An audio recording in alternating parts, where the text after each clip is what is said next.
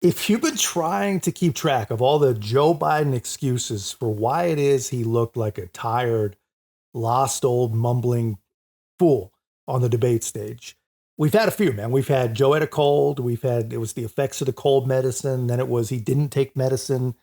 We've heard Donald Trump just lied, lied, lied. And you can't talk to a liar without looking blank and confused and mumbling. And now, probably the best excuse yet, Joe is telling his staff that he was jet lagged from his European trip that was 12 days before the debate. Honestly, man, I'm starting to feel like Joe is just not a real dependable employee. I think dead grandmas are going to start popping up pretty soon. No one believes this guy. And the media, unfortunately for them, they have finally run out of runway, and not even they believe him. And they cannot save him now. Apparently, the president apologized to everyone in the room, saying this is not an excuse, but it is an explanation. And he blamed the extensive foreign travel that he did in the lead up to the CNN debate for his poor performance. Just a reminder for everyone, he did go to France for the D-Day anniversary, and then he turned right back around and went to Italy for the G7 summit. And he told the room, I didn't listen to my staff. So the suggestion there being his staff did not think this was a good idea. And then he apparently said, I almost fell asleep on stage. I just want to unpack this new explanation for a second, as the explanation for why his debate performance was so bad. I find it a little bit puzzling, and frankly, I'm not sure that a lot of people are going to find this reassuring. If anything, some folks might hear this and be, even more concerned.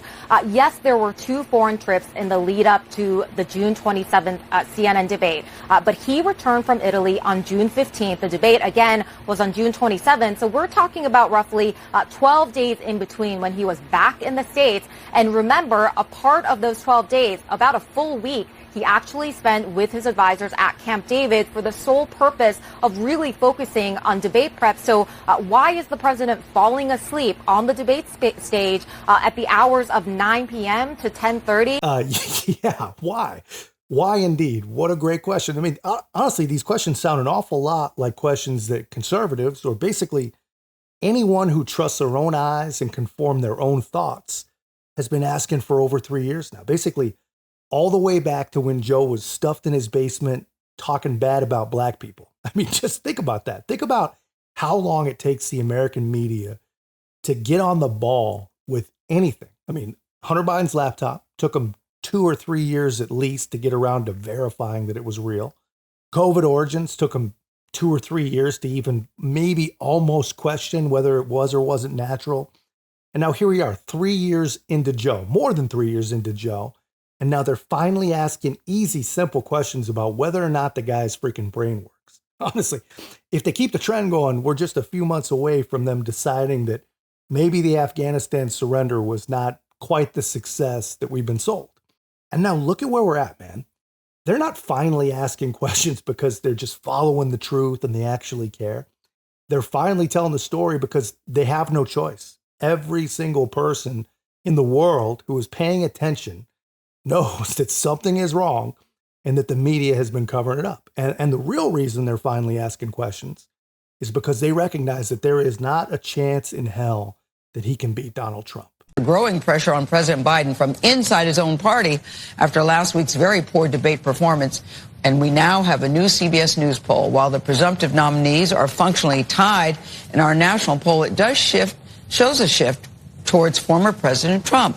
Now, our last poll had President Biden leading very slightly. The president was also in battleground states in the last poll. Now he is behind by 3 points, though that is still within the margin of error.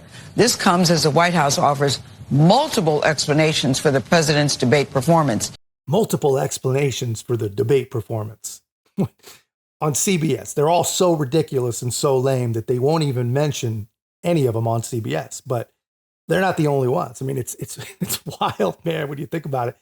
But do you ever get the feeling that the media, man, they're just one big piece? They all get different ratings. They all make their own money, but they're going to stick together no matter what. They're either all going to gaslight together in complete and total lockstep, or they're finally going to tell some sort of maybe almost truth about Joe Biden together.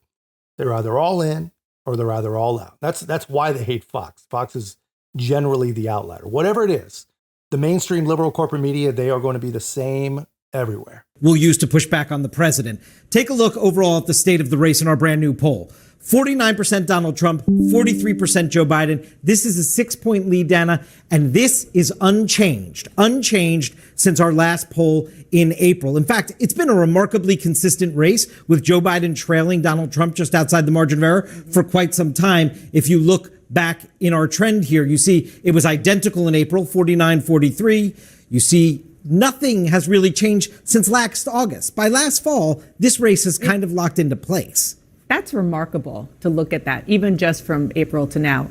Exactly the same. Identical. And the Biden campaign will say to folks, see, the debate didn't change the state of the race. Of course, when you're 6 points down, you kind of needed the debate to change the state of the race. Oh, that's remarkable, says Dana Bash, who was literally personally pushing all the cheap fake nonsense right up to the morning of the debate that she co-moderated. But yeah, she's talking about polling that shows Donald Trump beating Joe Biden since April, basically. And when you consider everything that's happened since then with the court cases and the guilty and the debate, if he was winning in April, I mean, it's over. It is over. And now comes the best part. Now comes what Democrats are actually good at: leveraging power and polluting every single part of the system that they can in order to keep that power.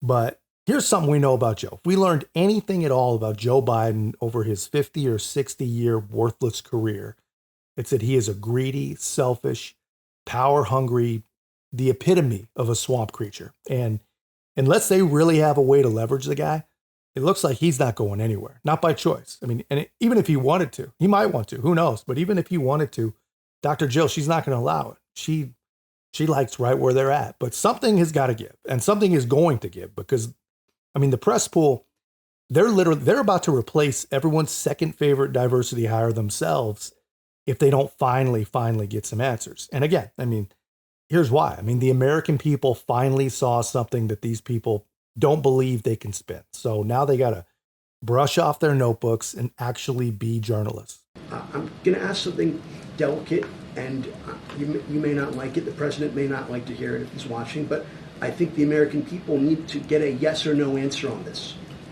Does President Biden, at 81 years old, have Alzheimer's, any form of dementia, or degenerative illness that would cause these sorts of lapses? And it's a yes or no question. And if you don't know, why don't you, as one of his senior staff members, know?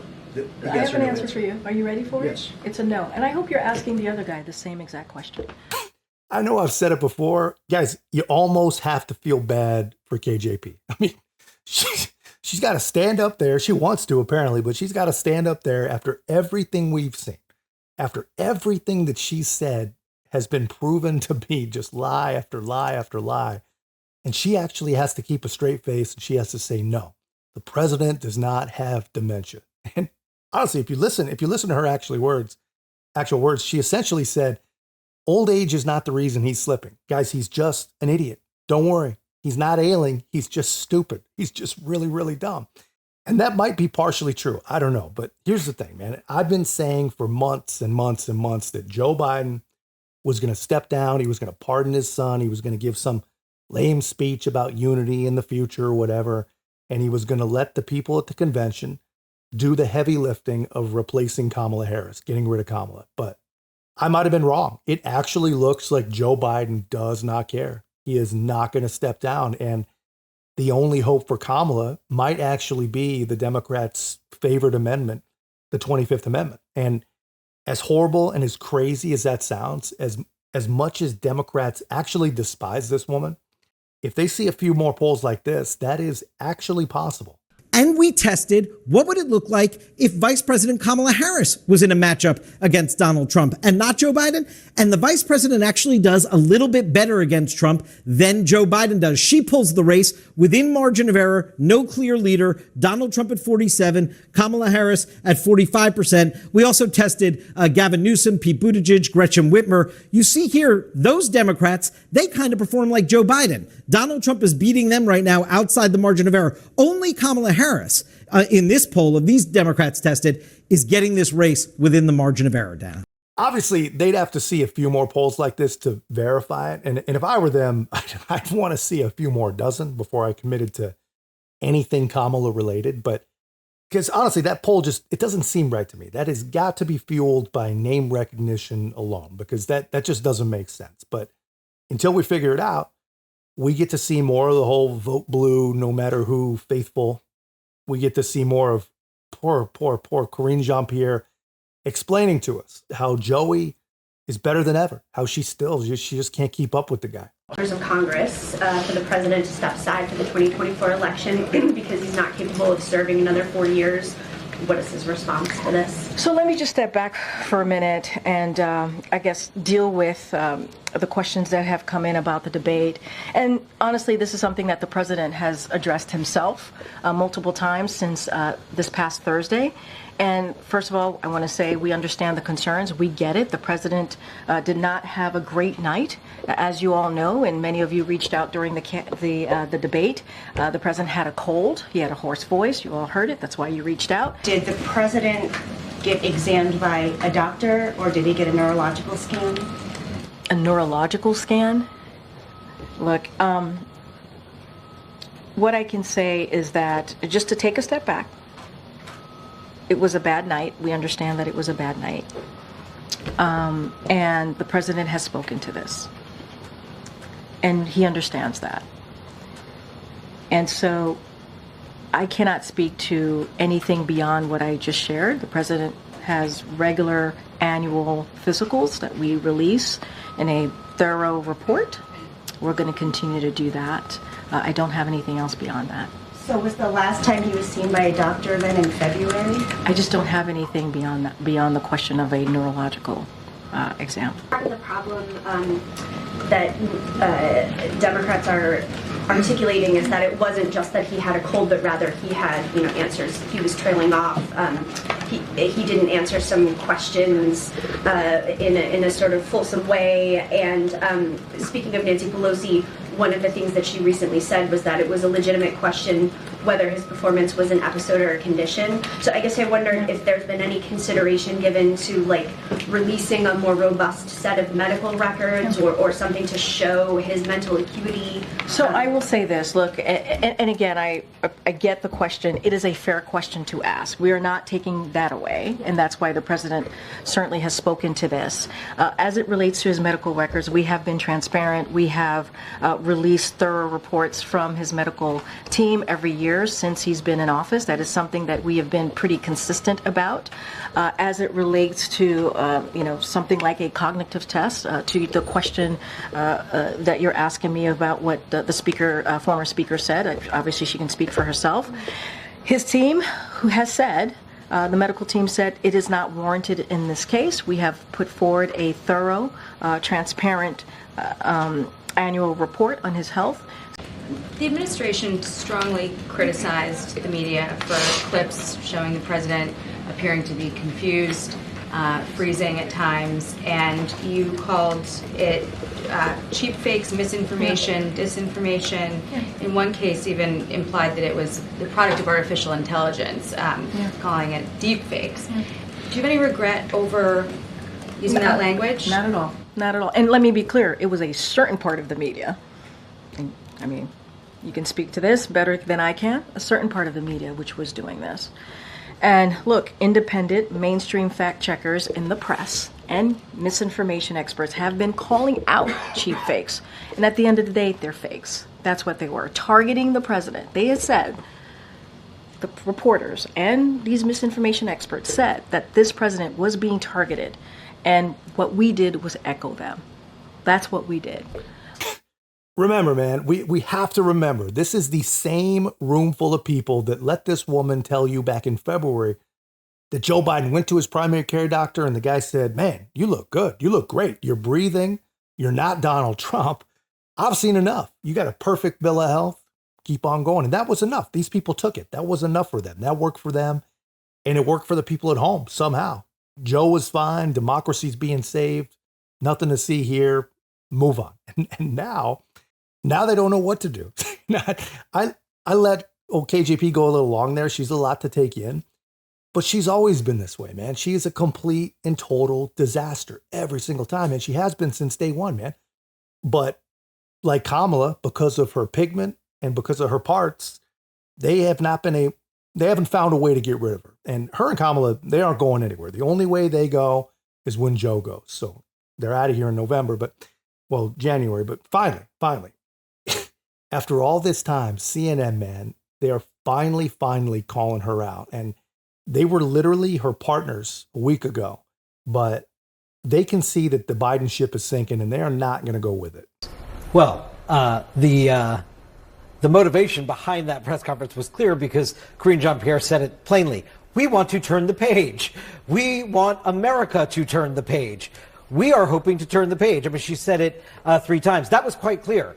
The page is not turning because there was a lack of answers to the critical fundamental question that was being asked, which is, what happened? What happened that all of America saw? So Karine Jean-Pierre kept saying, we're not trying to ignore reality. We understand and acknowledge what America saw and witnessed, and that was a really bad night, and that was a bad debate. And we acknowledge that.